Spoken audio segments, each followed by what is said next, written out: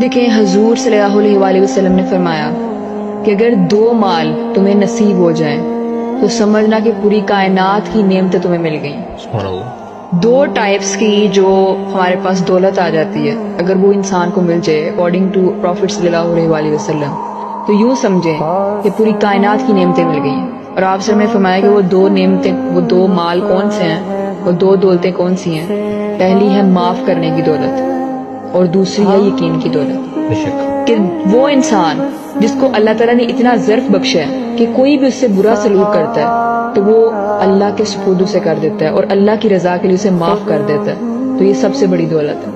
اور دوسری دولت ہے یقین کی دولت، کہ کچھ بھی ہو جائے، آپ کی زندگی کتنے ہی مشکلات حالات میں آ جائے، کتنی ہی مشکلات کا شکار ہو جائے، لیکن پھر بھی آپ کا اس بات پر یقین ہو کہ اللہ میرا مالک ہے، اس کی طرف سے یہ آزمائش ہے، اس کی طرف سے یہ ساری پریشانیاں ہیں، اس نے ہی مجھے ان مشکلات میں ڈالا ہے کہ میں اس کے قریب ہو جاؤں۔ جب یہ آپ کا یقین ہو تو یہ آپ کی سب سے بڑی دولت ہے۔ اللہ